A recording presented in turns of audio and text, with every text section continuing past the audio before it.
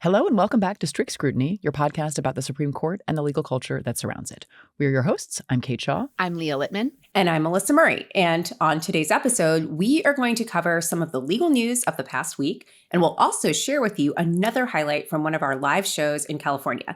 This one is from the LA show, and it is a terrific interview with Congressman Jimmy Gomez. Okay, but first we want to start our coverage of recent legal news by focusing on the corruption that we are seeing from the administration and by walking through the many ways that that corruption is directly connected to the Supreme Court. We are still working on a name for what obviously has to be and should be a recurring segment. There's so much going on, but people should still be aware of the extent of the grift, even with everything else. So should we call it court-uption, like corruption? Mm-hmm. No, Roberts barons. I know I floated this one before. I think that one's growing on me. Okay. Yeah. Quid pro SCOTUS.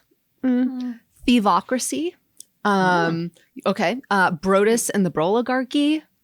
Make America grift again. Okay. Yeah, so, Roberts barons and then this MAGA variation. I think okay. So I do think I'm struggling at least a little, and it's not because I've been dipping into an Ambien jar, which again is not a thing that exists, certainly in my house. But we welcome your suggestions, listeners, if you have an idea for this segment. But more seriously, last week, the New York Times had a really important story about federal campaign contributions in 2024, and their analysis found that, quote, 300 billionaires and their immediate family members donated more than $3 billion, 19% of all contributions in federal elections in 2024. Billionaire families gave an average total of $10 million each. Most of the money went to Republicans. For every dollar to Democrats, 5 went to Republicans. We should emphasize that that is an enormous change to the electoral landscape. So if you go back to 2008, that's 5 presidential elections ago, this was the election that Barack Obama won. And coincidentally, maybe, I don't know, it was the last election before the Supreme Court issued its decision in Citizens United versus FEC, which struck down the ban on corporations spending their own money to advocate in elections because the First Amendment. In that 2008 election cycle, the share of billionaire spending was, wait for it, almost 0.3%. Now look at it. And when you look at that escalating number, you have one man to thank for it, John G. Roberts. Thanks, bro.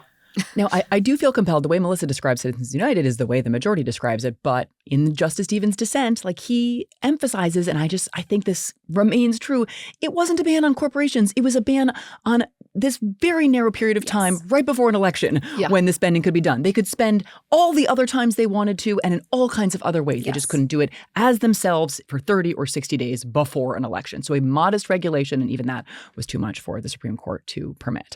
But this Times piece is just full of case studies and anecdotes about specific billionaires and particular races where those billionaires intercede and where their money is hugely influential and is really worth reading in its entirety.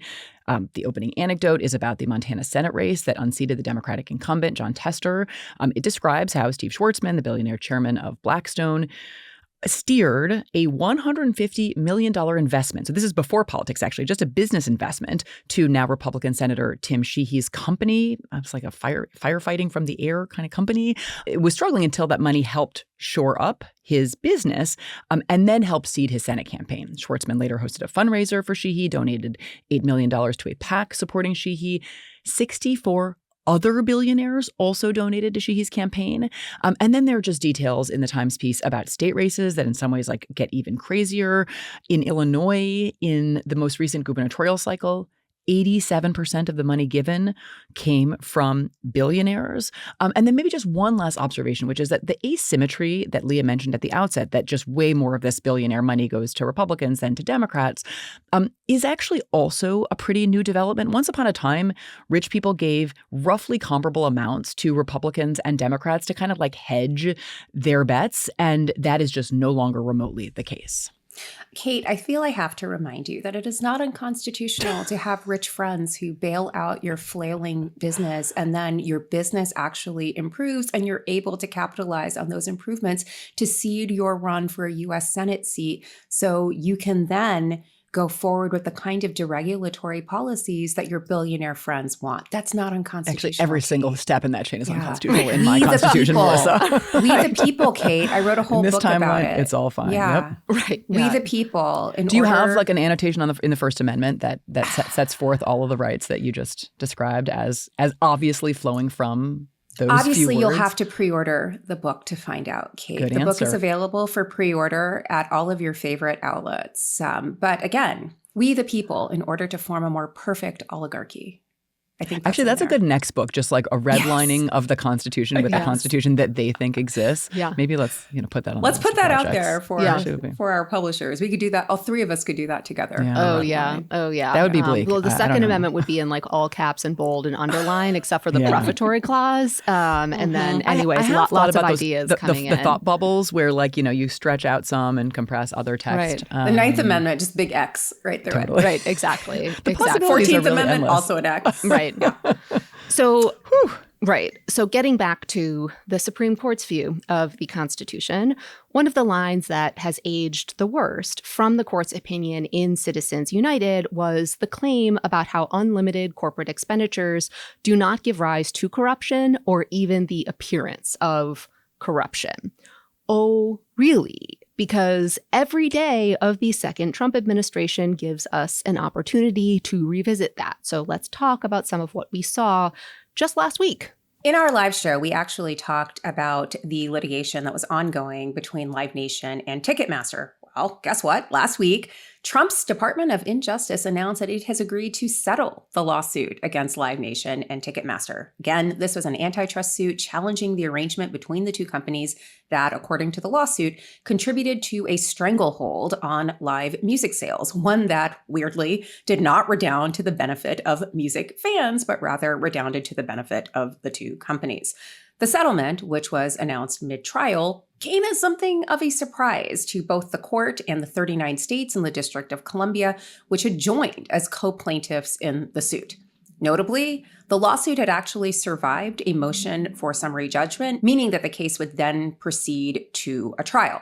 So why does all of this seem to be very corruption adjacent? Well, for one thing, the states are objecting to certain terms in the settlement, like the fact that the damages to the states are capped at less than 1% of Live Nation's 2025 revenue.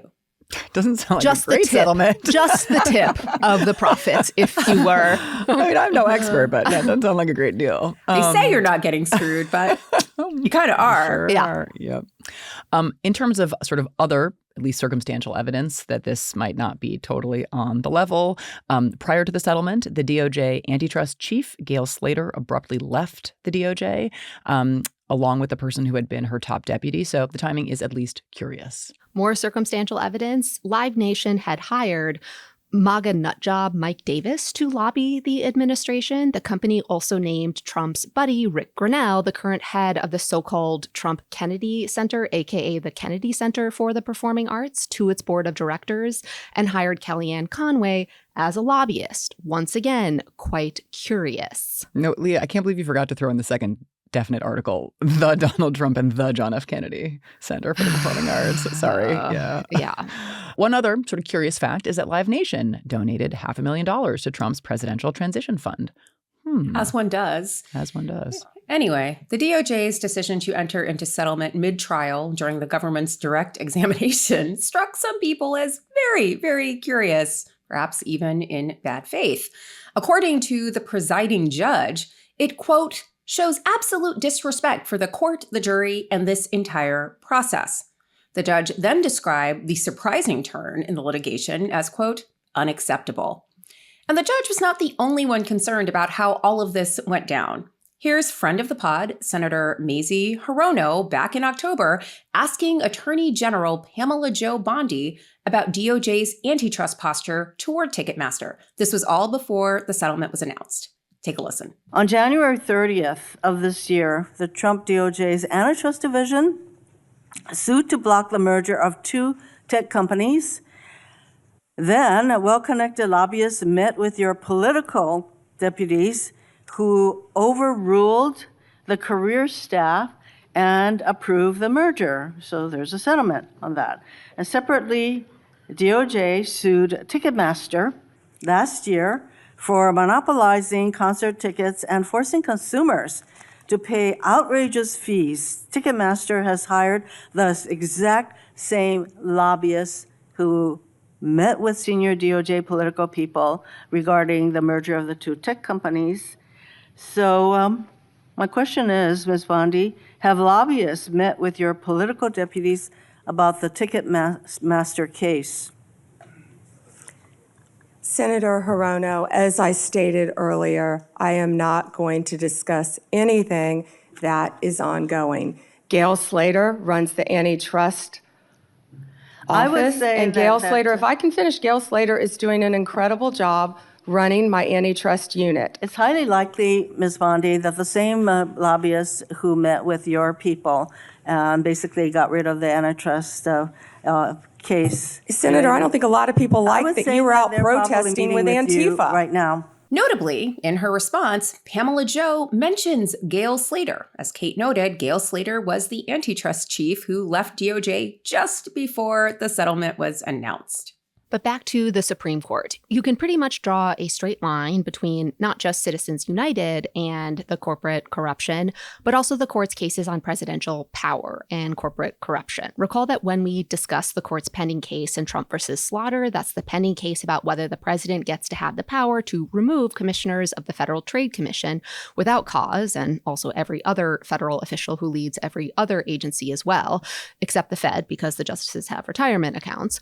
We noted that giving the president that kind of sweeping power over the administrative state that itself exercises sweeping regulatory powers over corporations and industries was a recipe for corruption, because it allows the president to exercise that power by ensuring that people at these agencies go easy on his corporate stooges and buddies.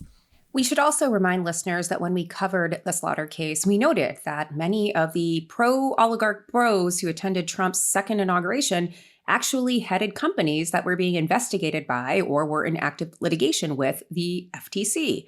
Not surprising that those bros want a completely deregulated environment in which to do business. What is more surprising, though, is that it seems like the President of the United States and the Supreme Court are more than happy to deliver it to them. And to take another example in the same vein, last week, the FDA announced that it was going to open the door to e-cigarettes that come in fruit and candy flavors. So those flavors had previously been restricted out of concerns that they would be marketed to and especially attractive to teenagers. So this about face came in the form of a guidance document that announced that the FDA now will consider approvals for flavored vapes. Now, the document purports to affirm the concern for flavors that appeal to kids, suggests they're likely to approve things that they at least say will be more attractive to adults. They mentioned coffees and mint and teas and spices. But honestly, if you're familiar with teenagers and tweens and their propensity for like frappuccinos and all things chai, I am not sure this is a distinction that has any hope of actually protecting kids. But stay tuned. But Kate, the thing about kids is that they're really young. And if they get hooked on something early, they can be your consumers for literally their whole lives. You think that has anything to do with that? I think that probably does. And that, in fact, is why previous administrations have tried to protect them. And of course, why this administration is. Honestly, I believe the children are our future. So do the tobacco companies. And in that vein, any guesses as to which industry helped fund Trump's $300 million ballroom, or among others? There have been quite a few funders. But in terms of the topic at hand, any guesses? I'll tell you. Tobacco companies, Altria Group and Reynolds American, both of which will benefit from the relaxed regulation of e-cigarettes. They're among the companies that have specifically urged the FDA to lessen this regulation, and looks like that's coming through for them. They are really straight up selling out the American people and the public interest with a cash for regulatory benefits scheme. And to wit, ProPublica has an astonishing story that compiles so many connections between people in the Trump administration and the industries that those individuals are ostensibly charged with regulating. So let's tick through a few examples from that story.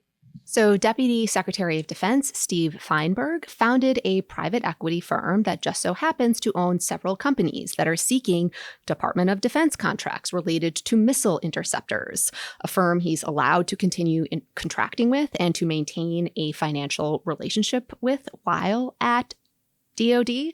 Trump has appointed more than 200 people who collectively own between $175 million and $400 million in crypto and hold positions that influence the regulation of cryptocurrencies. This includes Todd Blanche at DOJ. DOJ has already shut down some investigations into crypto companies, dealers, and exchanges.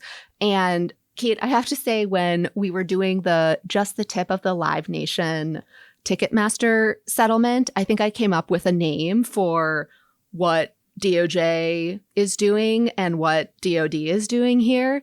It's the deal dough, right? Deals that actually fuck over the country. Leah. Yeah. Wow, Leah. You've really outdone yourself. I'm just worried dough. about our younger listeners, but I think at this point, like... I mean, if they were listening when you went to the Tenderloin, Kate, and saw your first pee-pee, I think they're going to be okay with dildo. All right. Well, did we leave that in? I think we debated did. it. I believe we did. It was in. The dildo is what the whole country will get effed with, kids. Before noon in broad daylight. It's coming for all of us. I like that. Yeah, I do. Okay. And just maybe one more example of, kind of the astonishing corruption happening in broad daylight. And that is the New York Times recently ran a piece about the booming pardon industry, which I think, is proof positive that Trump actually is the job creator he makes himself out to be. Because the pardon industry has resulted in just a boom for lobbyists who have been essentially facilitating the granting of pardons to very wealthy individuals convicted of crimes, but with cash on hand and hoping to get out of their sentences. I mean, the piece, like the ProPublica piece, like the Times piece about the campaign contributions, is just real dystopian shit. Right. Like, it's the corruption, stupid, right? Yeah. Like, But here it's like also there's the hiring of social media. It's not just like the cold hard cash. It's like all the mechanisms. You're hiring social media influencers. You're trying to get close to Laura Loomer, who is like the Arby's in your pants. pardon maker. Definitely need a parental warning on this one, although maybe without the context, Arby's in your pants sounds totally innocent. I don't know what that means. I genuinely don't. Oh, yeah. This is an episode that Leah and I Laura did a thing Loomer without couldn't you. It was a even really deposition. explain it. This was when she was deposed in some of the litigation, and they said, you, Laura Loomer, said Marjorie Taylor Greene right? had Arby's in her pants. What did you mean? And she just said, it's hilarious. I meant she has Arby's in her pants. This whole timeline is so fucked up that I'm cheering for Marjorie Taylor Greene. I know. So messed up. Anyway. Strict Scrutiny is brought to you by Americans United for Separation of Church and State. Since the nation's founding, the values of religious liberty and pluralism have been central to the American identity. And these values are now under accelerated attack. The government has no authority to pick and choose which religious beliefs to promote and which to marginalize. Religious freedom for only some is religious freedom for none. The Trump-Vance administration's Religious Liberty Commission is pursuing a culture of Christian nationalism that seeks to divide and isolate people across our nation. The fatally flawed way this commission was assembled makes clear that the predetermined outcome isn't just un-American, it's against the law. The Trump-Vance administration has failed to uphold our country's proud religious freedom tradition, and we will hold them accountable. Be part of the movement that's pushing back and standing up for freedom. Register to attend today at thesrf.org. This episode of Strict Scrutiny is presented by Planned Parenthood Federation of America. Planned Parenthood health centers are the nation's leading provider of sexual and reproductive health care, including cancer screenings, wellness exams, STI testing and treatments, birth control, abortion, and more. Today and every day, Planned Parenthood is committed to providing access to the care, information, and resources that people need to make their own decisions about their bodies and their futures. But the Trump administration and Congress want to take away that freedom and force their own personal beliefs on everyone. As part of a years-long strategy to ban abortion care and shut down the most trusted name in sexual and reproductive care, they have defunded Planned Parenthood health centers. It's a dangerous attempt to cut off affordable access for millions, especially those with low incomes who rely on Medicaid. These are women, Black and Latino communities, LGBTQ+ people, and those in rural and medically underserved areas. These are the places and the communities where Planned Parenthood health centers are often the only option for care. People across the country are struggling right now, trying to afford the high costs of basics like rent, groceries, and utilities, while healthcare costs are skyrocketing. Stripping people of quality, affordable healthcare is yet another cruelty inflicted by this out-of-touch administration. Planned Parenthood has never and will never stop fighting for everyone's fundamental right to quality healthcare, regardless of who you are or where you live, no matter what. and they need supporters like you in this fight. You can donate at PlannedParenthood.org/defend. That's PlannedParenthood.org/defend. We should switch to another topic. This is actually truly dystopian. Let's do some other dystopian stuff, maybe in the vein of Margaret Atwood. Recently, listeners, there has been even more evidence for reading what has been happening with this government and with governance through the lens of gender. Again, as Leah explained a few episodes ago, we are living through government by the manosphere, of the manosphere, and for the manosphere. A homocracy, if you will. First up, it seems like the devil wears Florsheim. Apparently, President Trump is absolutely obsessed with Michael Jackson's favorite shoe brand, the Chicago-based brand Florsheim Shoes. Just a little bit about the brand for those of you who are untutored. The company dates back to the 1850s when Sigmund Florsheim, a German immigrant, began putting his old world cobbling skills to work. By 1886, he had become a partner in Greensfelder Florsheim & Company, a men's footwear company, again based in Chicago. See what can happen when you don't have ICE doing immigration detention all over the place in a major city? Anyway, the company eventually gave rise to a family company, Florsheim Shoes, that Sigmund and his American-born son, Milton, founded, and they have been making mid-priced men's shoes for over a century. I am so embarrassed. I am clearly a bad Chicagoan, and I'm also descended from shoe salesmen in Chicago on the North Side, and I can't believe I didn't know about this brand. Maybe they sold it. But anyway, you know who is very familiar with Florsheim shoes? Donald J. Trump, who reportedly gives them as a gift to everyone in his circle and administration. The Wall Street Journal reported that a female White House staffer says that all the boys have them. Interesting. He's giving them to just the boys. Well, they only make men's shoes, men's shoes. so this is... Okay, I guess you guys are coming to Donald Trump's defense here. Well, we're just like facts, Kate. Facts are facts. I mean, yeah, I guess there's nobody, they're female not into staffer in the trans White House people who doesn't in this- wear Yeah. like high heels and very lady shoes. So I guess that makes sense. Anyway, the Journal reports that he is so hot for the shoes that he has a stack of them in the White House. Although I also just find this whole story so puzzling because he is famously really cheap. And so do we think he actually went out and spent thousands of dollars on shoes to gift or receive them from one of the many benefactors we were talking about earlier in the conversation? So part of the story is that the shoes often do not fit the recipient. Right. Okay. So that's right. And So there's also the they're fact that the shoes- considerably cheaper than other shoes they might otherwise be wearing. Right. Right. So he's downgrading. Right. Oh, all right. All right. So in any event, he gives them the shoes, and the Daily Beast reports that staffers basically say it's the case that everybody's afraid not to wear them. One official was reportedly, quote, rankled that he had to shelve his Louis Vuittons and replace them with the sensible leather footwear. That's how I feel about downgrading from Barack Obama to this. Like, it's exactly this isn't how I sensible feel. leather footwear. I know. But Yeah. Same idea, though, right? when the New But York just the downgrade part. Yes, it's definitely a downgrade. When the New York Times visited the White House in December, Tweedledum and Tweedledummer, J.D. Vance and Marco Rubio gleefully showed reporters the shoes that Trump had bought them and, quote, Vance lifted his leg in the air to show the president the pair he was wearing, end quote. I cannot even imagine this scene. And Trump allegedly ordered the footwear after stopping a meeting to criticize Rubio and Vance's, quote, fucking shoes, according to Vance himself.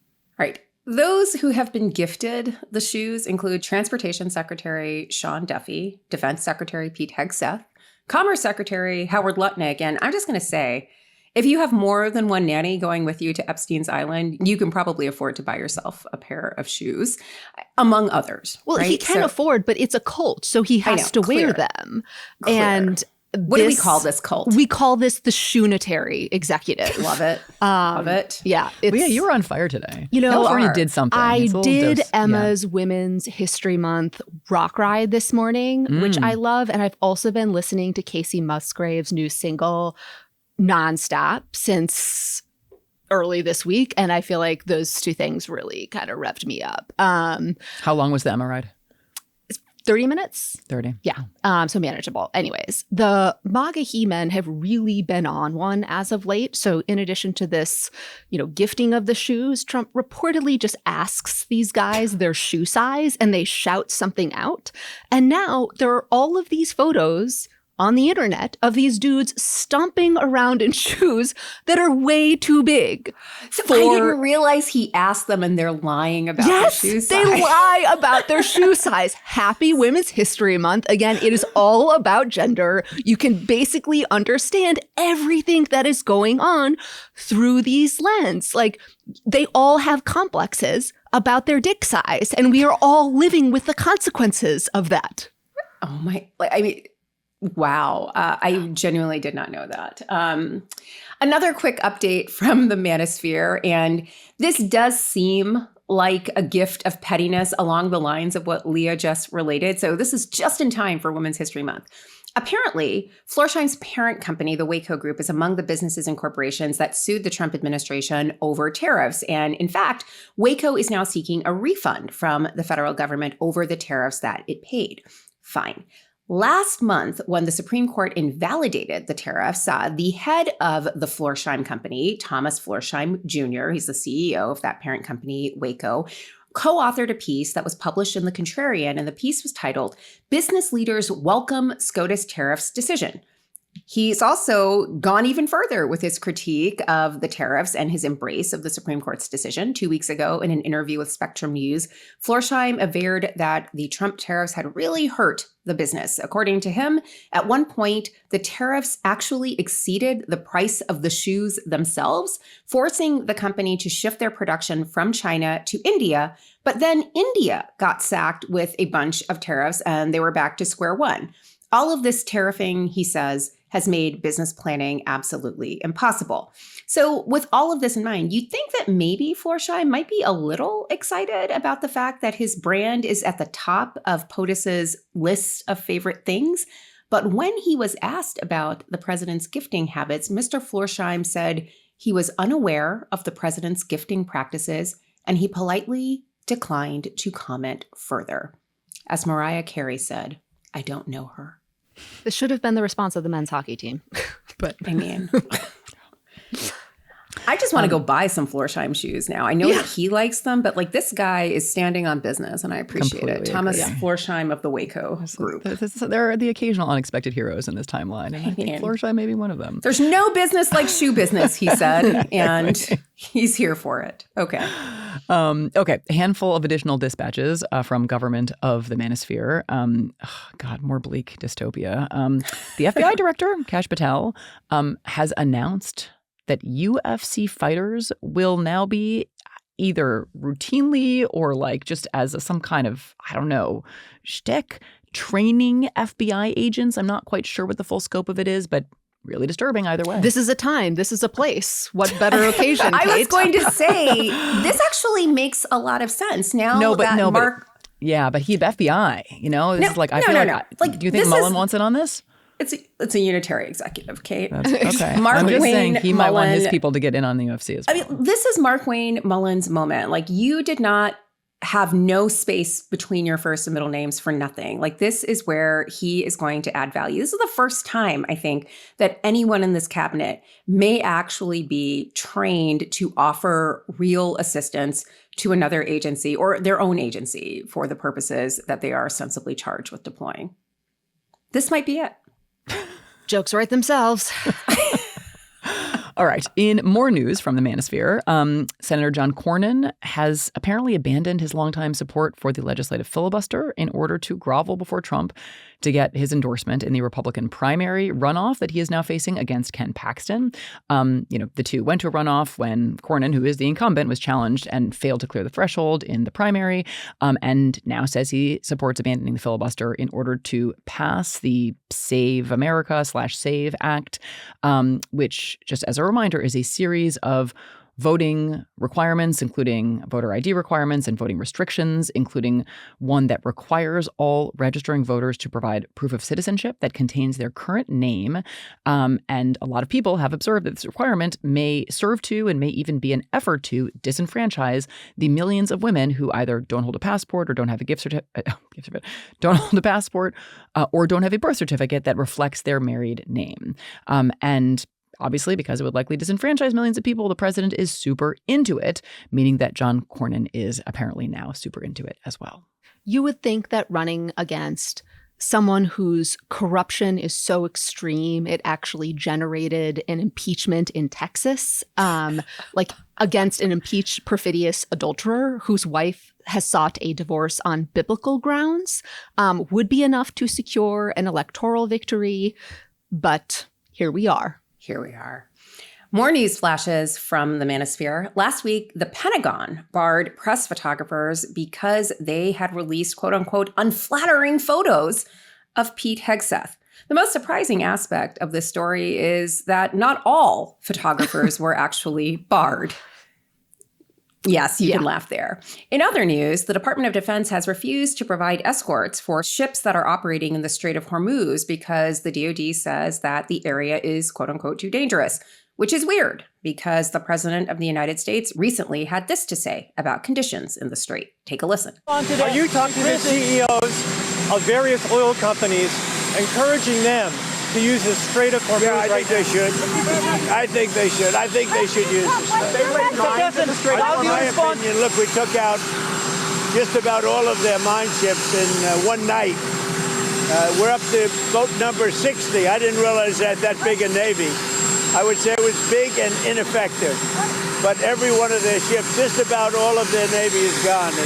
Bottom of the sea. Mr. President, how do you respond? Mr. President, have they laid any mines in the Strait of Hormuz? We don't think so. Mr. President. So very, very unitary. Love it. Really is a theme this week. Okay, so maybe last piece of big news from. Oh no, it's not. Sorry, it's not the not last, Kate. Don't overpromise. The manosphere is the gift that keeps on giving, Kate. It's Women's History Month. They went all out. They sure did. It's not even half over yet either. Okay, fine. Not the last, but in some ways the most insane piece of manosphere news not this even, week. Kate. Redo it. Let me just tell you what I'm going to say. We got a series of DOGE bro depositions this week. These came as part of one of the many cases challenging DOGE's destruction of various aspects of and divisions of the federal government. And I just have to say, if you're interested in going beyond sort of ambient levels of rage to full-on incandescent rage, you should watch some of the videos of these clueless man-children who spent part of the last year destroying much of the American government in ways that we will probably feel for the rest of our lives. So we're just going to bring you a couple of highlights/lowlights. Let's start with this clip from a case involving the National Endowment for the Humanities. These moments from one of the depots also speak to just how unitary our executive is, which is to say not so unitary at all. Your understanding is that Elon Musk kind of created the idea for the work that your team was engaged in? Based on the executive order. Right, okay. This is a sample of Nathan Kavanaugh's, and this is with a C, so no relation, except spiritually, to SCOTUS bro Bret, deposition. You don't regret that people might have lost important income to support their lives? No. I think it was more important to reduce the federal deficit from $2 trillion to close to zero. Right. Did you reduce the federal deficit? No, we didn't. So we've talked about boy math. There definitely seems to be some of that here. But also is this boyrocracy? Like these guys are all the things they accuse bureaucrats of being: incompetent, clueless, dumb, out to lunch, dumb. I mean, these guys basically went into the Iran war with a fuck around and find out approach. Like, oh, the Strait of Hormuz, mines, the global oil market. Oh, yeesh, never thought of that one.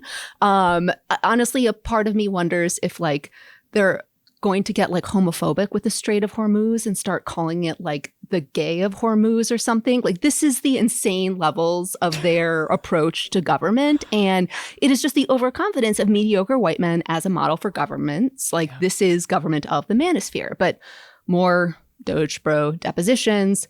Here is a mashup / mixtape 404 Media made of Doge bro Justin Fox explaining what DEI is. How do you interpret DEI?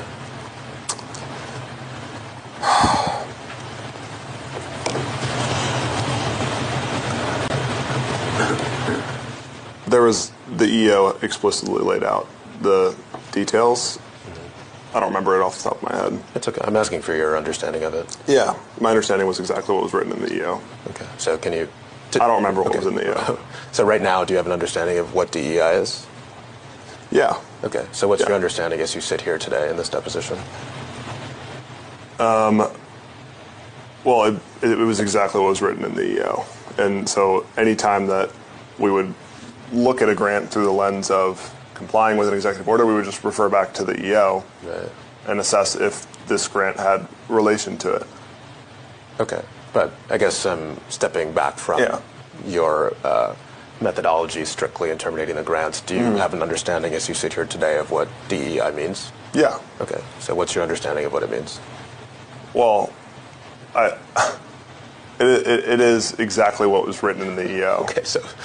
and I don't have the EO in front of me, but that was we would always reference back to the EO and make sure that this grant was in compliance with the EO. I understand that. Okay, but I'm not asking necessarily about what was in the EO. I'm asking very specifically about your present understanding of what of DEI. Do you have a present understanding of DEI? Yeah. Okay.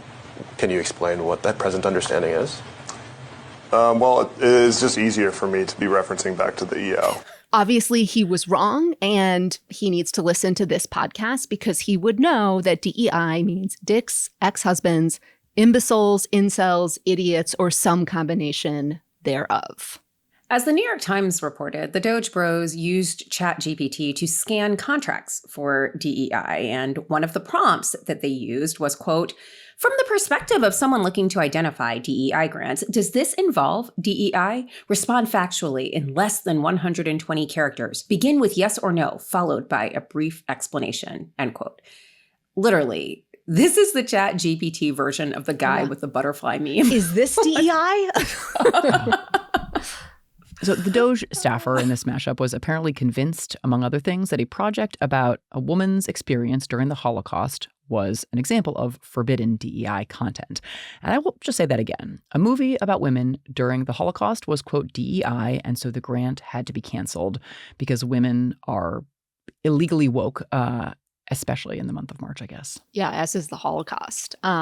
So the entire Doge thing is really, to me, the same vibe as having Bret Kavanaugh on the Supreme Court, like mediocre at best. But these depositions are, on a happier note, a testament to something litigation can do, even if that litigation doesn't result in a judgment that completely stops or fixes all of the harms. The American Historical Association, one of the plaintiffs in this particular case, made these depositions publicly available on YouTube for all to see these Doge Bros asses hanging out. Like, future employers of America, please bookmark these videos. After we finished recording, a judge ordered the videos to be taken down from the internet because we can't have nice things. But this is the internet, so they're still available. Back to our regular episode. Strict Scrutiny is brought to you by Armra Colostrum.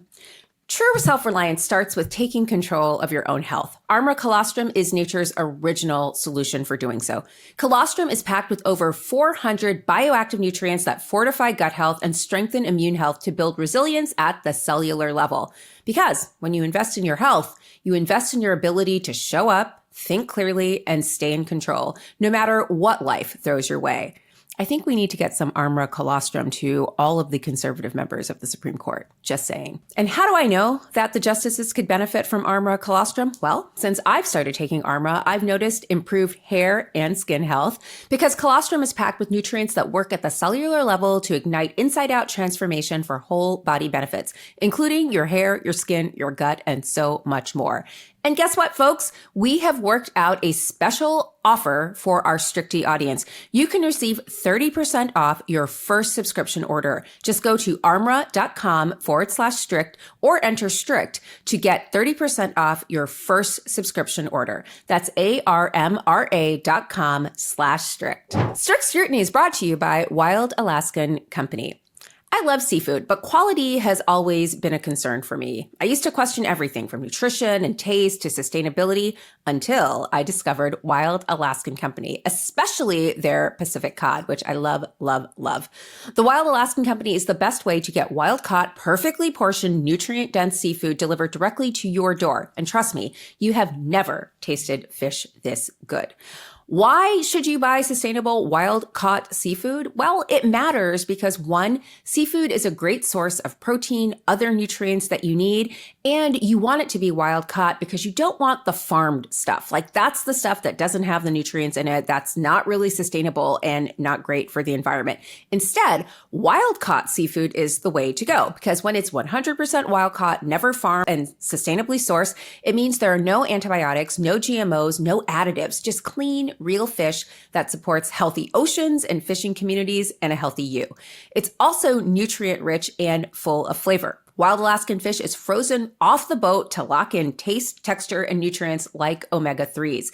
And your membership in the Wild Alaskan Company delivers a flexible shipment, expert tips for cooking, and truly feel-good seafood. What is not to love? And guess what? You can try it risk-free, 100% money-back guarantee. If you're not completely satisfied with your first box, Wild Alaskan Company will give you a full refund. No questions asked, no risk, just high-quality seafood. So get on this fishing boat because not all fish are the same. Get seafood that you can trust. Go to wildalaskan.com/strict for $35 off your first box of premium wild-caught seafood. That's wildalaskan.com/strict for $35 off your first order. And many thanks to Wild Alaskan Company for sponsoring this episode.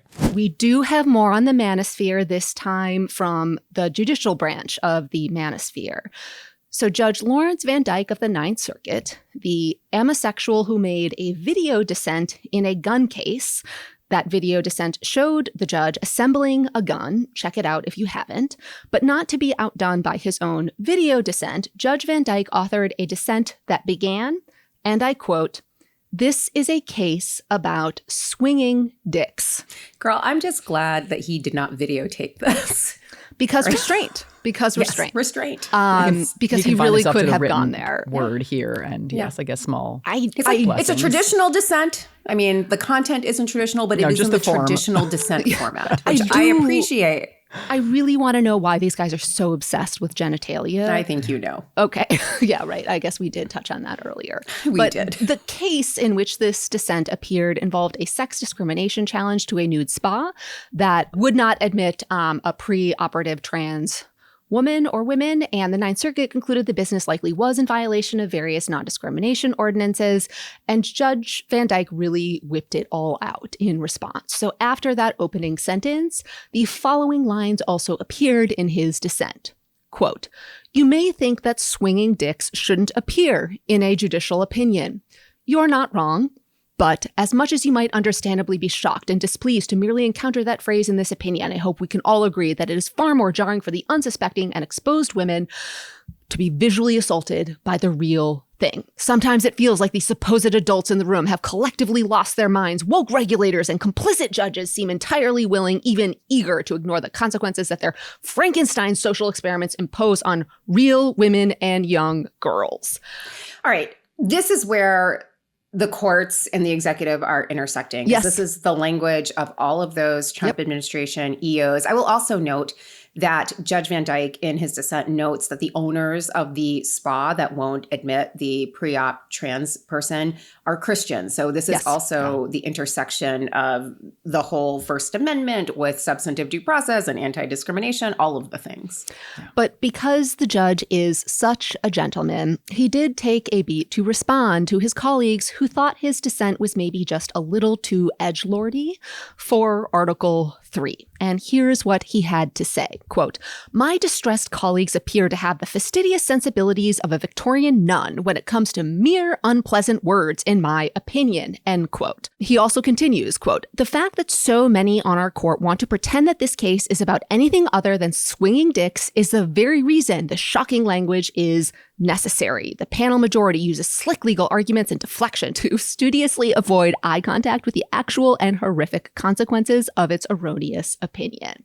All right. Well, that was a truly shocking piece of judicial writing. And I guess we have the Victorian sensibilities of the majority of the Ninth Circuit, according to Judge Van Dyke.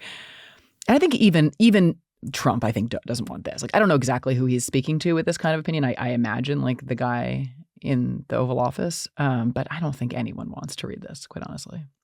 No, I think the whole, like, he says what he means. He's plain spoken. Like, that's the kind of lane this occupies. And if you're auditioning to be America's next top justice, maybe this is where it's at. You've got, I mean, he has true portfolio now. He has visual media. He has written media. He's doing it all. It's like Elle Wood's application to Harvard Law School. Literally in the attention age, this is how you get on the Supreme Court. He just needs a podcast God, now. Is that dispiriting? Oh, Melissa, don't call that into being. Well, I have some ideas. If there is going to be a first sitting federal judge to launch a podcast, it's probably him. Do not count out Jim Ho. Yeah, that's true. You heard it here first. Let's delve in a little further on the issue of ethics and governance in the executive branch. And we'll do this before we turn squarely to the Supreme Court. Listeners, our favorite Attorney General, one Pamela Jo Bondi, has decided that there is a problem with DOJ and ethics. True. Specifically, though, she believes the problem is that DOJ lawyers might be too ethical and too hemmed in by those pesky state bar associations that police ethical standards for the profession. Pamela Jo, you were almost there. You were so close. So close. Right. So what Melissa is alluding to is the fact that DOJ is trying to exert more control over state bar ethics probes that can result in disciplinary actions against federal government lawyers. State bars can actually be pretty important accountability institutions. People might recall that state bars had some success in meting out some professional sanctions against lawyers who had assisted in trying to undermine or overturn the 2020 election. And so, of course, as accountability institutions, Bondi wants to go after state bar associations. So DOJ proposed a new regulation that would let DOJ intervene in state bar disciplinary investigations, including with the authority to review allegations against DOJ lawyers first and essentially divest those bar associations of jurisdiction over those matters while DOJ is like running its own investigation, which I'm sure will be a very serious one. It's pretty obvious that this is a recipe for DOJ obstruction of any state bar investigations of current or former, because I think the regulation, or at least the proposal, extends to former DOJ lawyers. So I think the one silver lining here is I feel like it does actually sound like people over there are like a little bit nervous about bar associations now or in the future going after Justice Department lawyers who engage in unethical conduct. And, you know, I take some small joy in that fact. Okay, so take small joy in that, but I mean, federalism just took a seat on the couch and would like a word. Like, what the fuck? Like, Pamela Jo Bondi, butterfly meme. Is this federalism? Yep.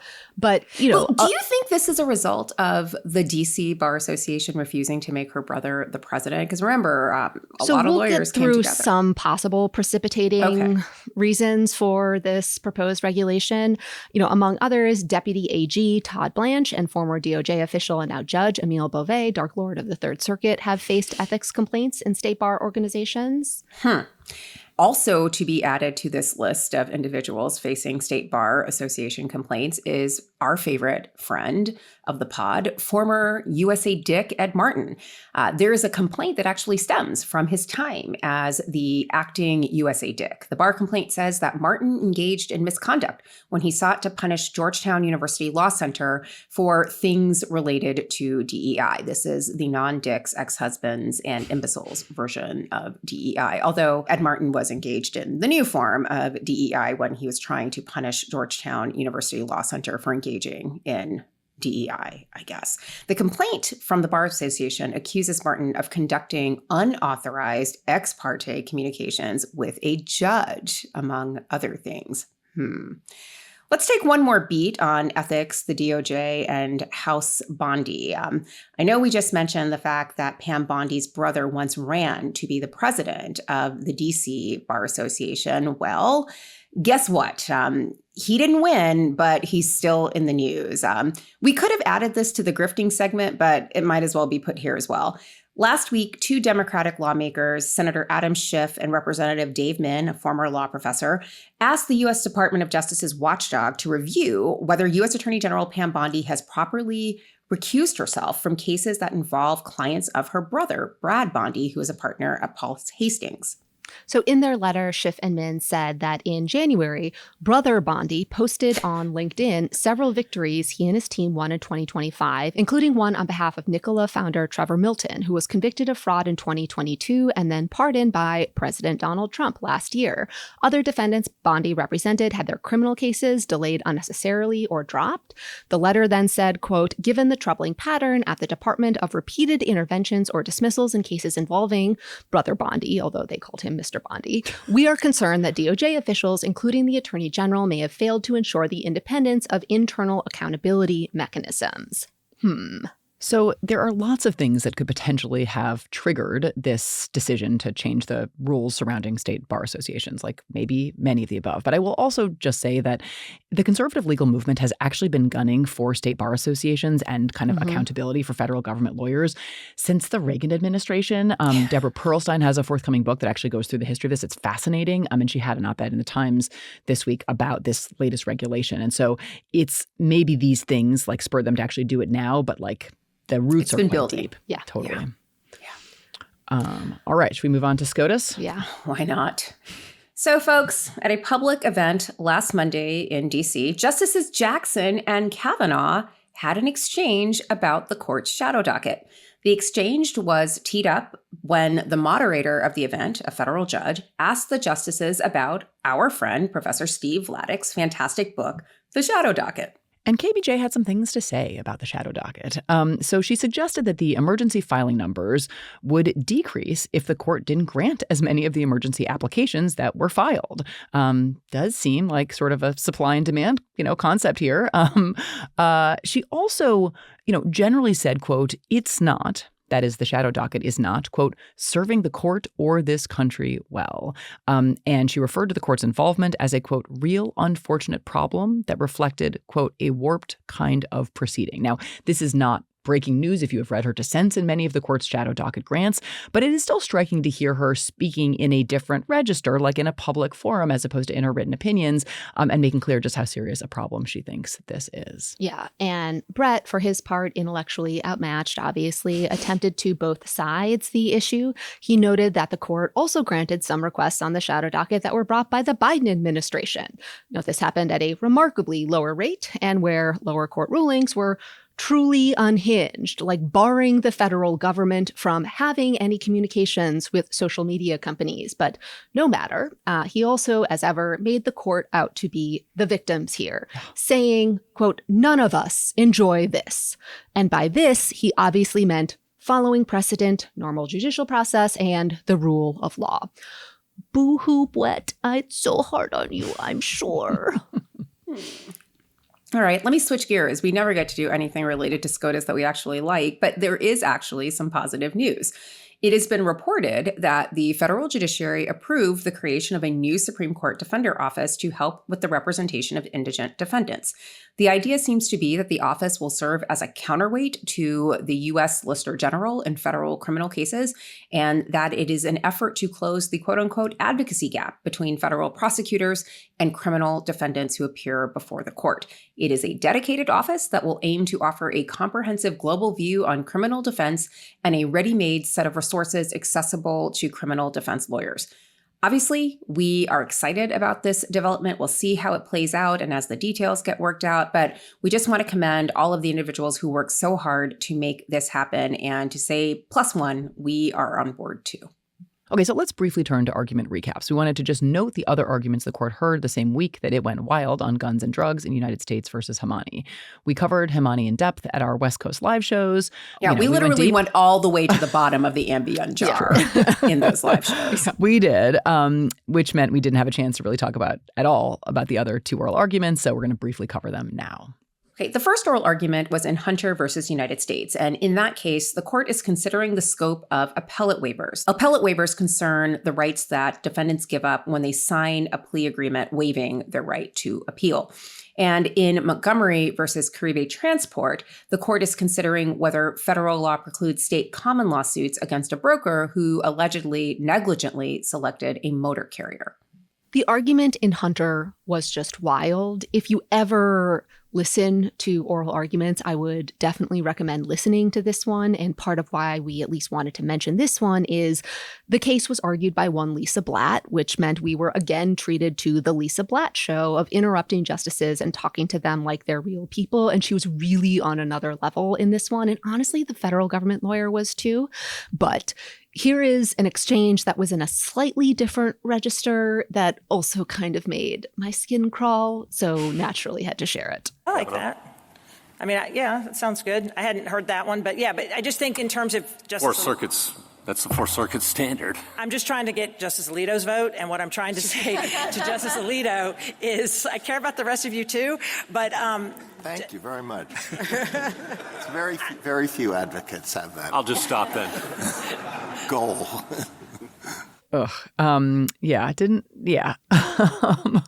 He seemed to really like. He really did. That. But there was another moment also in Blatt's argument that showed a different side of Justice Alito. And this was him taking apparently offense to something Justice Sotomayor had said about his previous colloquy with Blatt, and Alito using that to kind of have what I read as a minor temper tantrum about how wronged he is by the current questioning format, which, means that a lot of people get to go after him and he doesn't get to have the last word. So let's play that clip here. Justice Alito?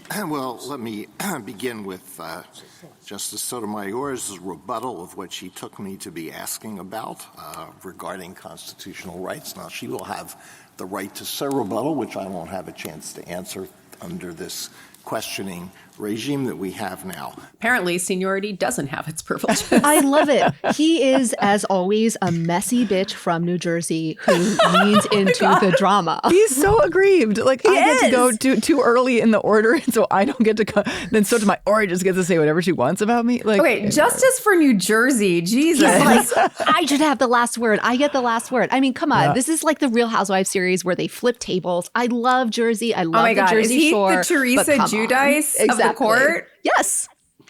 You can hear him slapping the tables. He's trying to flip the lectern. Oh my God. I think it's bolted to the floor. So I probably won't work there. He'll probably have a grievance about that too. You probably. This is reminding me of that flight to, and I was going to a National Constitution Center conference, and Melissa and Joe Gorga were on the flight. Also on the flight was Robbie George from Princeton, and surprisingly, they didn't know each other. But I did. I knew both of them. Well, I know who Robbie George is, but I have no idea you who contain the Gorgas are. But we will. You be in the Robbie George camp for this one. I don't think he knew he was up there with the Gorgas. The two of us share so much. Okay, so moving on. Let's briefly cover the opinions we got from the court last week. First up is Gillette versus New Jersey Transit Corporation, in which the court unanimously held that the New Jersey Transit Corp is not an arm of the state for interstate sovereign immunity purposes. As a refresher, sovereign immunity is protection from lawsuits, basically, which states enjoy. The New Jersey Transit Corp was created by the state of New Jersey, but it's structured as a legally separate entity from the state and from the New Jersey Department of Transportation.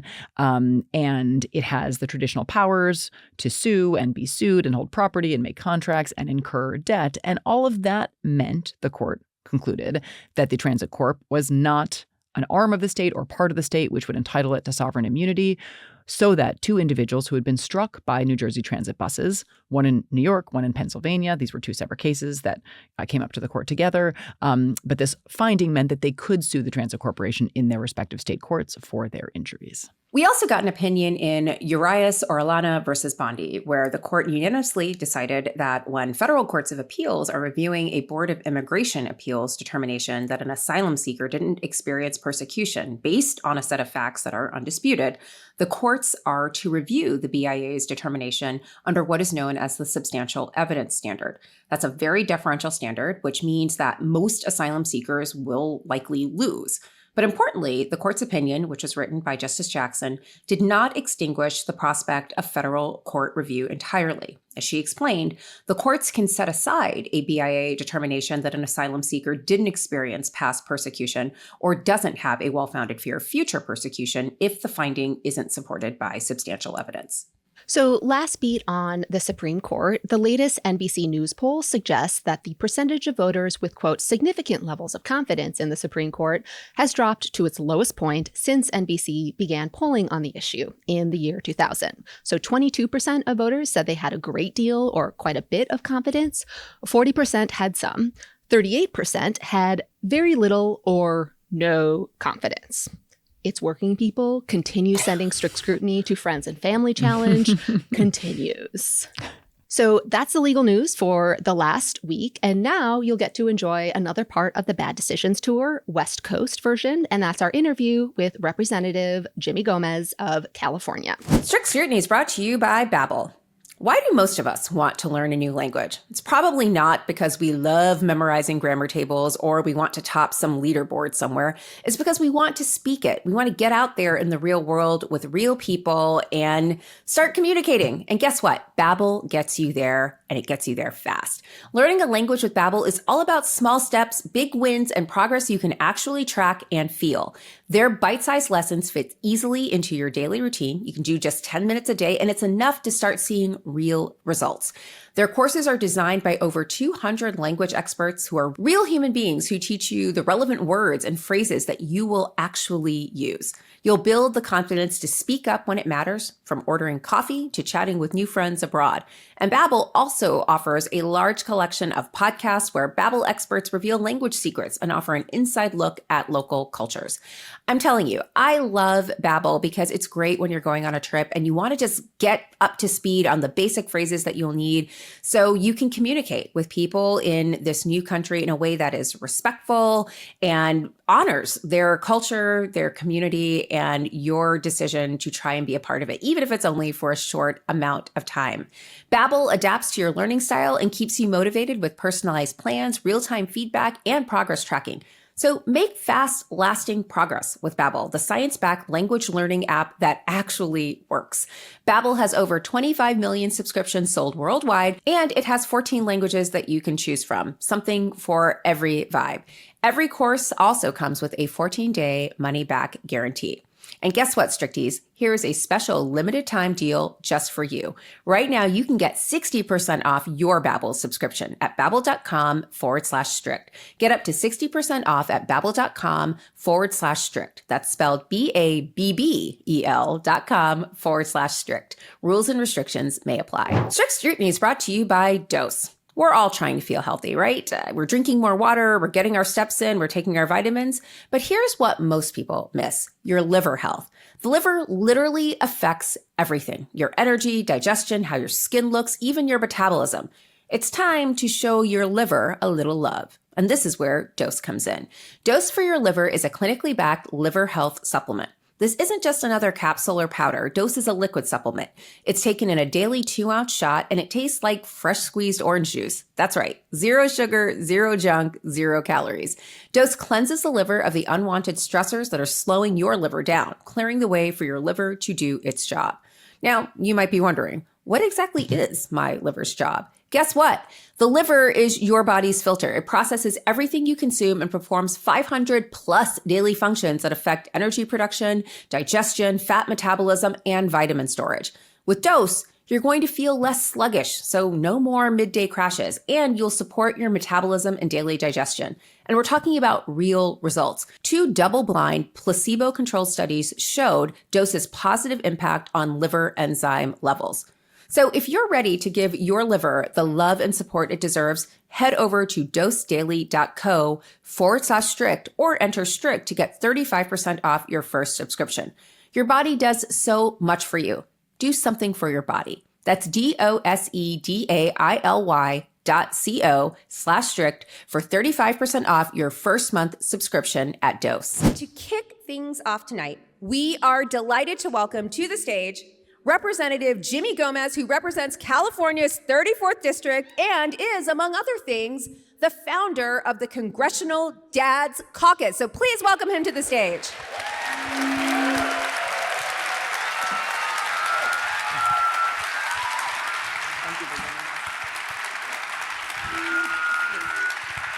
Watch it. We're going to put you right in the middle here.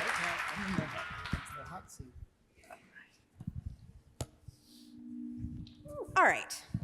Let's get started, shall we? Thank you so much for being here, Representative Gomez. You are the perfect person to kick off this show because you are literally in the thick of things. You're here on the ground in LA, which has been the site of a lot of, shall we say, unconstitutional things over the course of the last couple of months. And you also sit on numerous House committees in DC. So you, sir, have all of the tea, and it's time to start spilling it. The stuff I won't get arrested for, I will definitely spill. Okay. You figure out where those boundaries are. Yeah. This is a legal podcast, so. Okay, so, and actually that's a good segue to the first topic we wanted to ask you about, because you are part of ongoing litigation to ensure that Congress can exercise its oversight responsibilities, which are secured by statute, and they include visiting detention centers without advance notice.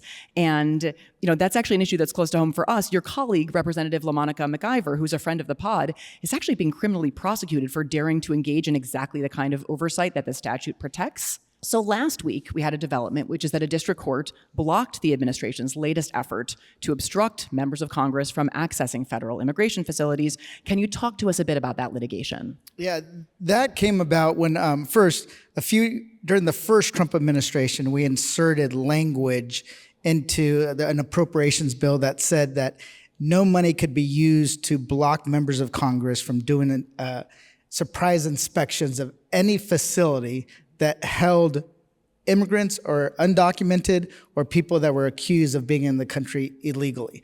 And we put that language in. We were being able to go and do spot inspections, because if you give them notice, they'll clean everything up. There won't be anybody there. So when we started doing this when the raid started here in June, the first thing I did the day after I got off the plane from DC, I went to the detention center to do a spot inspection, and they denied my ability to enter. And what we found out later is what they do very often is they lie. And they said, I'm shocked. Shocked. And they said that I wasn't allowed in, or other members of Congress, because there was 1,000 protesters outside. There was no one outside except attorneys and the press. So we saw this, so we got together, and I was looking at suing myself for the fact that they're denying members of Congress access. And the thing was, they denied people from all over the country.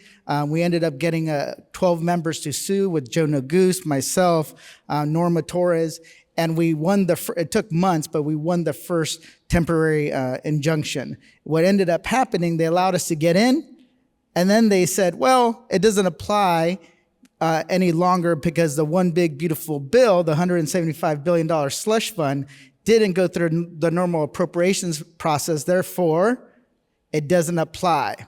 So then they even try to say it didn't apply to downtown LA, what they call B18, because that is a field office and not a detention center. So they were just making shit up every single step of the way.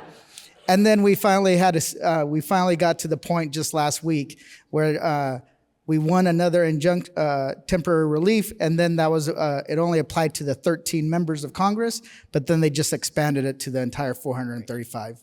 So we can stop and.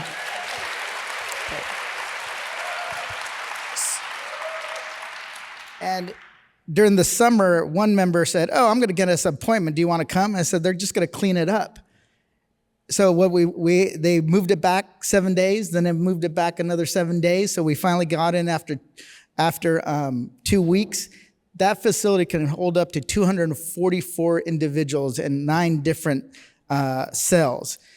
So can we actually talk a little bit about what you've seen in the visits to the detention centers? Yeah. Because last week we got news that another detainee, Emmanuel Damas, died in ICE custody because of an untreated tooth infection. Yep. And earlier today, the Associated Press and Mother Jones reported that staff at the largest ICE detention facility, Camp East Montana, are apparently taking bets on which detainee will be the next to die by suicide.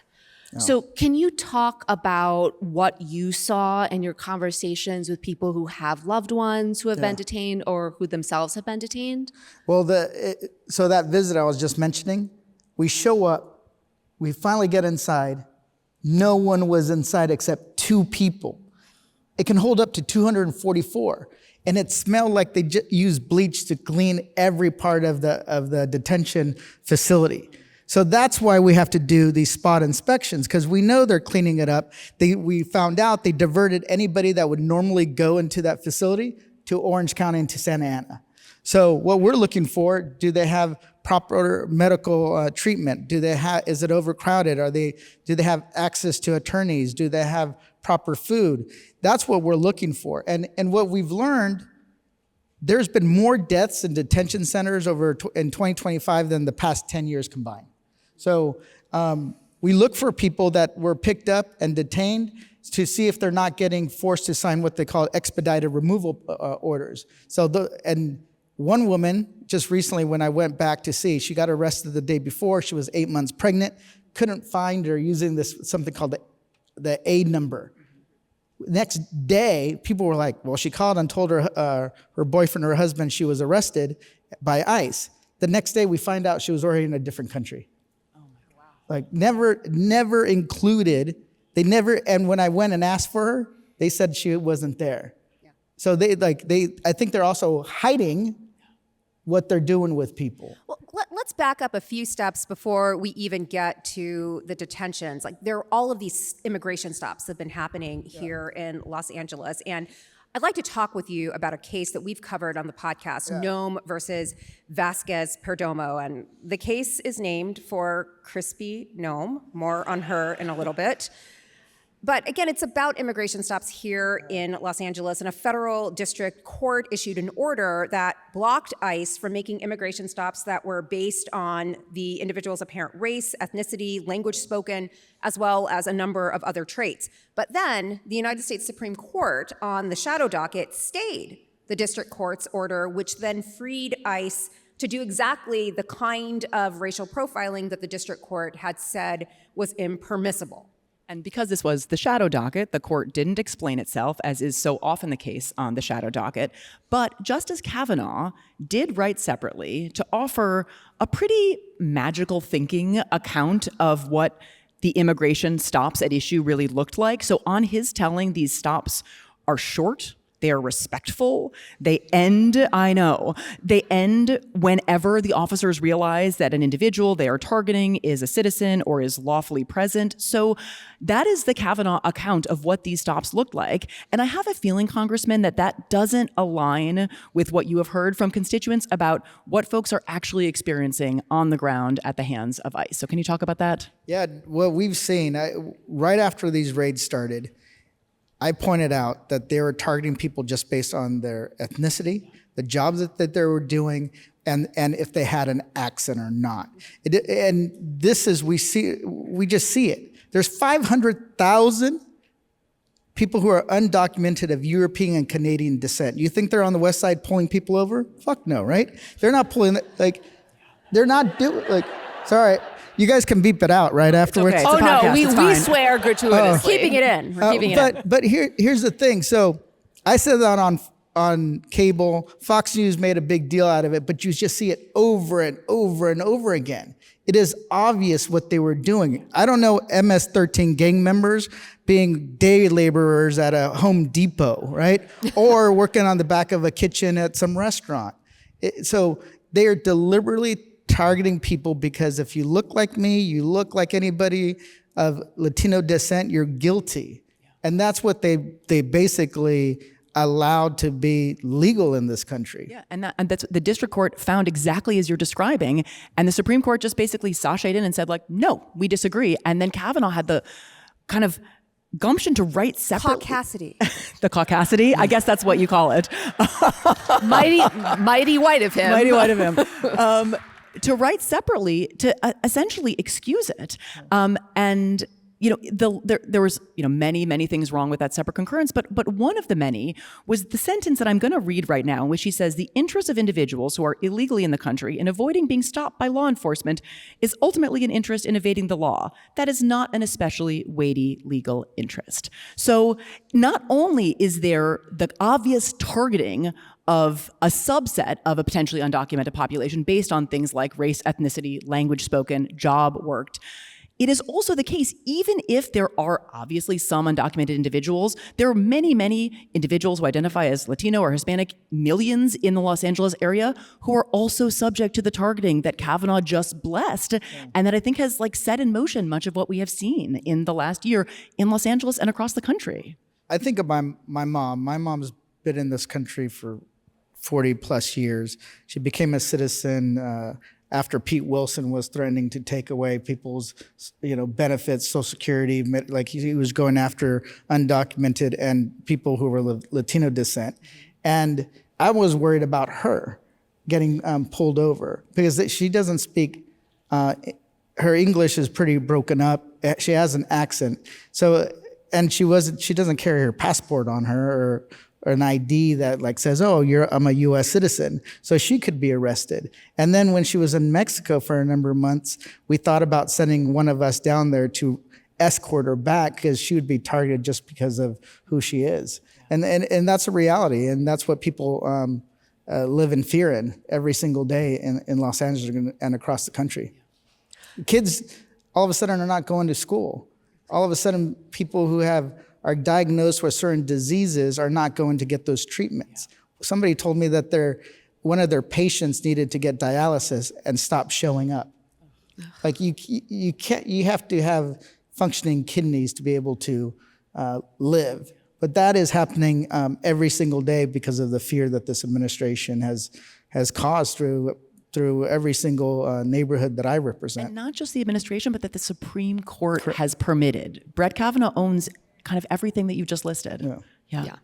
So let's shift gears a little bit. You are on the United States House Permanent Select Committee on Intelligence. We are obviously living through a wildly irresponsible, reckless, catastrophic attack / strike / regime change against Iran.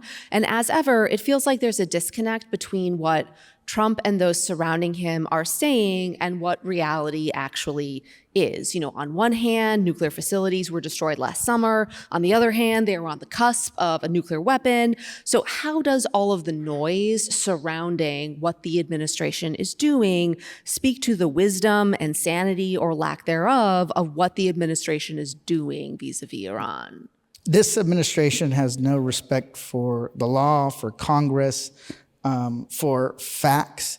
And what they will do is they'll try to develop a fact pattern to justify any course of action. So when it came to investigating these facilities, too many people protest, it's not a detention center, it doesn't apply. So they just develop these facts. When it comes to Iran, same thing.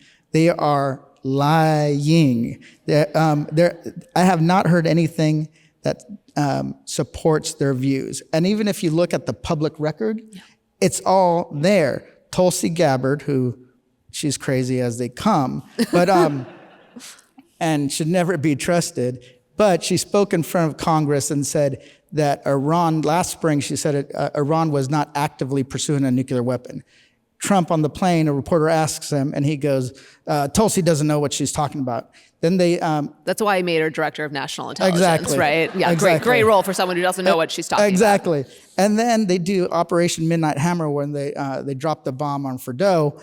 Then he said, it was beautiful, it was great. It was all of a sudden we obliterated their program. And there was public reporting that it only set back that program by a few months. And that person got fired, right? They asked them to actually go back and look at that intelligence again, and then the person came back with the same intelligence and got fired. And then other people got fired because they were going against the public, the narrative that Trump put out. So same thing is happening now. How many different rationale has he given? One, it was to help the protesters. Two, to stop the ballistic missile program, but that doesn't, the Department of Defense says that's not going to be operational to actually get a missile to the United States until 2035. Three, a nuclear program that was supposed to be obliterated last summer. They're only weeks away, but all intelligence says that they've actually, they're not actively pursuing, right? That is in the public sphere, that intelligence. And Trump is just using it as an excuse. Then you have Secretary of State Marco Rubio said, well, we had to attack because if Israel attacked Iran, then Iran might attack our facilities. So they're trying to find a legal rationale to support their actions, but their actions are like illegal. Originalism. Huh? This sounds like originalism. Exactly. They're strict constitutionalists or constructionists. No, they're like everything they're doing. They engage in a war of choice, and they're trying to disguise it as a war of necessity. And when all the facts come out, the people who either voted no on the War Powers Resolution or are like justifying these actions, it's going to come back to bite them in the ass. And I hope that we hold them accountable for lying to the American public.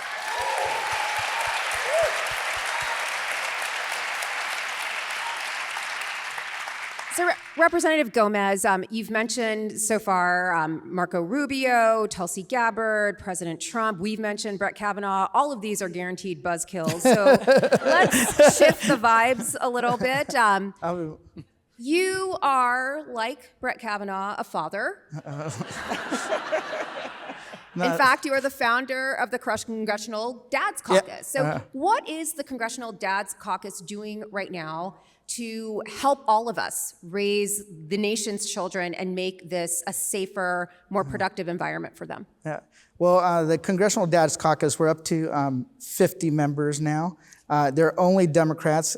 Democrats and Republicans. So weird. Yeah. So, and what we're doing, we're trying to put forward an agenda that works for working families. And what does that? And also lead the Democratic caucus in a direction that kind of boxes the caucus in. So when we take the majority, that these issues remain at the top of the legislative agenda. So on March 17th, we're hosting the first ever national summit on the caregiving crisis. And we're doing that in order to highlight the needs of people that are taking care of newborn babies and kids, but also the sandwich generation that's also taking care of their elderly parents, and how there's not enough support, and what does it do to the family? What does it do to our economy? An average family pays 26% of their income towards childcare. And then you add in housing, that's another 30%. And we had a national summit on the housing affordability crisis in September. So what we're doing is we're trying to build this support and box people in. And then at the same time, getting dads to and that are members of Congress to say, dads have a responsibility to take care of our kids, not only at home, but also in the halls of Congress. Yes, yes, all of those things. Yeah. It is, I think, in terms of a hopeful note to end on, kind of recasting caregiving as an issue that dads need to have some ownership in is so important. So thank you for that work and for leaving us with a bright spot of hope, especially the kind of embedded premise that is that when the Democrats take the majority, we want to have the agenda ready to go on day one. And it sounds like you are hard at work at that. So thank you so much. Thank you. All right, Representative Gomez, it was great to have you. Thank you so much for being with us. Thank you. All right. Thank you so much. Appreciate it. You're doing great work. Thank you. That was a fun conversation, and it reminds me of something to share before we get to our favorite things. So people are probably aware of this, but I'll remind you in case you're not. We are less than 9 months away from the midterms, and there is a lot of work that you can do right now. November will decide control of Congress, and also tell us whether Trump is going to maintain his Republican trifecta. And our friends at Vote Save America are here to help if you are eager to get started doing your part now. They will Which give you should tips. be. Which you should be. They will give you tips on how and when and where to donate to make sure your money goes the furthest, how to confidently talk to people in your life about midterms and key issues, and opportunities to take action with your community in real life. I'm already hosting a fundraiser for a state race this upcoming weekend. So yes, people need to start doing things now. Yeah, it's like 9 months is not that long. It's go time, bitches. Yeah. It is. Okay, so go to votesaveamerica.com. You can sign up to be part of the work this year and then send the sign-up link to 5 friends. This is paid for by Vote Save America. Learn more at votesaveamerica.com. This ad has not been authorized by any candidate or candidates committee. Now on to our favorite things, which is authorized by a candidate in the candidates committee, namely the president in Florsheim shoes. No, JK. Just kidding. No, one of my actually. favorite things is people doing work for the midterms starting now and signing up for votesafeamerica.com. Also, as I mentioned earlier, Casey Musgraves has a new single, Dry Spell, a new album that will come out in May. I'm obsessed with the single. It calls to mind like the earlier work in Golden Hour, and it's just great, very catchy. Awesome. Judge Young, a Reagan appointee, had a fantastic district court opinion on a stay issue, denying a stay of the remedies he had ordered in response to the federal government's illegal targeting of students and non-citizens based on pro-Palestinian speech. And the opinion wrote, quote, "Now that it suits their interests, it is ironic to hear the public officials wail that they are but bit players in a fractured government, claiming that the U.S. Customs and Immigration Service is somehow not before the court and unrepresented here. As this court recognizes, the entire theory of this administration is that of a unitary executive, with no agency independence, where every single employee within the Article 2 executive dances to the tune of the president," end quote. Receipts. Exactly. Love it. Favorite thing.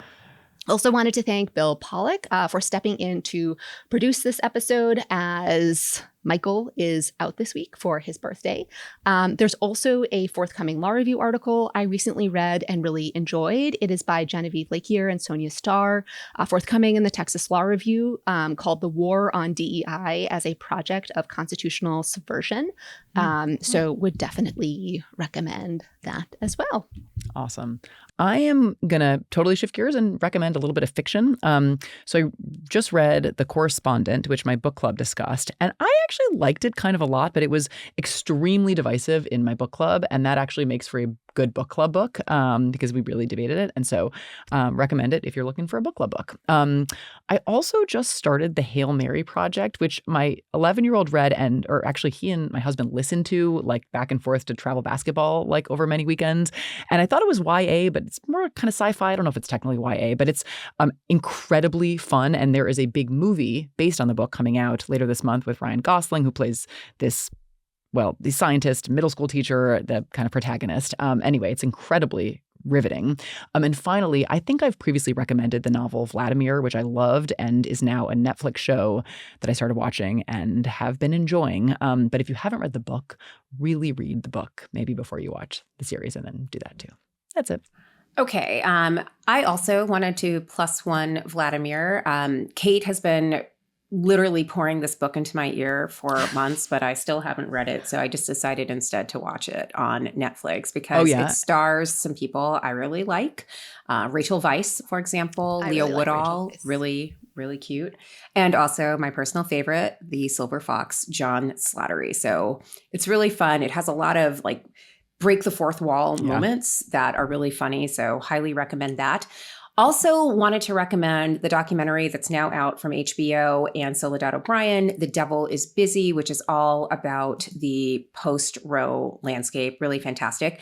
Out in the Bay Area, I should have mentioned this then, but I actually didn't start reading the book until on the way back from the Bay Area. So this is Savala Nolan's Good Woman, A Reckoning, which is a fantastic collection of feminist essays. And if you're not familiar with Savala Nolan's writing, you should be. Her debut collection, Don't Let It Get You Down, Essays on Race, Gender, and the Body, was an absolute tour de force. And this new collection is, I think, even better. So very, very highly recommend.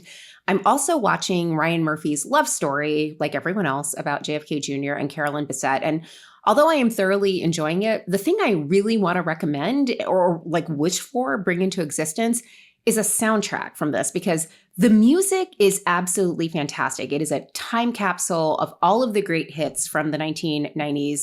Intern Jordan would be absolutely obsessed. The music is so on point. The Cranberries, Better Than Ezra, James, absolutely amazing. And of course, the clothes are nostalgia-inducing and amazing too. I'm also really excited to report that there have been more stricties in the wild. Saw a couple of you at the airport in Los Angeles. Great to see you. And had the good fortune to be seated next to Stricty Justine at a dinner last week. She enjoys the podcast and I enjoyed chatting to her. And we were still basking in the glow of our warm West Coast welcome. So thanks to everyone who made that tour such a resounding success. That reminds me, I also met a Strictie in the wild, Hillary at the University of Michigan, who is a student here. And on the West Coast Glow, I am wearing a shirt that was given to us by one of our West Coast listeners that features the Portland frog and says, ribbit, resist, repeat, and no hope without hop. And I love it. And it's sort of a Shepard Fairey-esque rendition of the toad, for those of you not watching on YouTube. Portland frog, not toad. Oh, forgive me. Sorry. Kate. I also just read Tuck Everlasting with my 8-year-old, and there's a toad who appears in sort of a couple pivotal moments. I think that's why Toad was front of mind. Also, I'm not sure I could totally tell that that was a frog and not a toad, but I guess he is the Portland frog. Totally. All right. Let's leave it there. Mm-hmm.